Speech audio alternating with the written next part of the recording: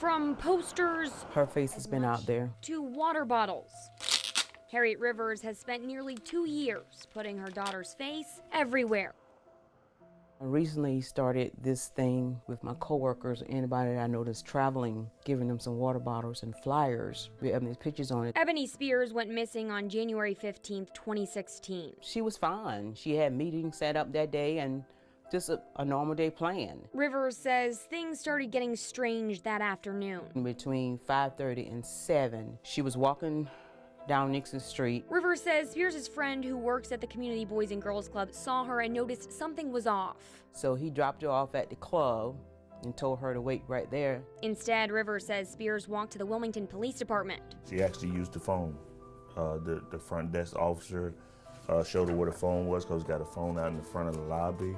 At one point, she got upset and started cursing and left out of the building. Detective Kelvin Hargrove says that was around 8 p.m. The front desk officer then went and checked the phone to make sure the phone was working because she didn't know why she was so upset. Hargrove says Spears was then seen at the Boys and Girls Club again. She was last seen leaving the boys' club headed toward home at 8:30 or 9 o'clock. Rivers says later that night, Spears talked to a man at her apartment. 9:45, Ebonee was outside her apartment and she approached him for a cigarette. He had his last one, he didn't have any more.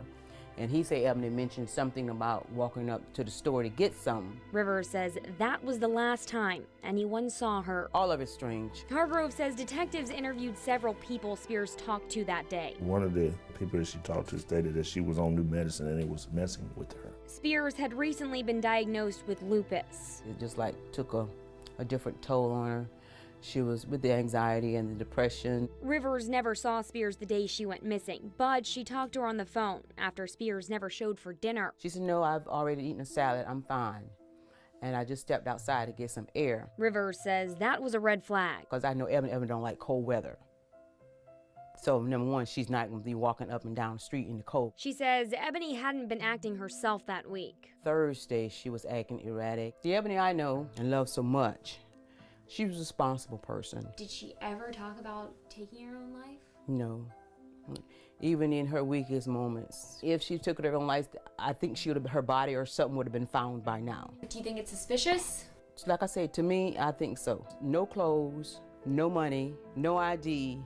Because if she just was going to just walk away, why take the time to lock your apartment door? You wouldn't have cared. It's a mystery that weighs on Rivers every single day. More than anybody could ever imagine. A weight that only a mother could understand. But as a mother and grandmother, she says she has to keep pushing. So life goes on, but in the midst of all that, you're thinking, I'm able to eat, I'm able to sleep, I'm able to do this. Is Ebonee able to do these same things? Is she being taken care of? Is she all right? Questions that keep her making water bottles. A mystery she'll continue telling. A picture she'll continue showing until Ebonee's disappearance is no longer unsolved.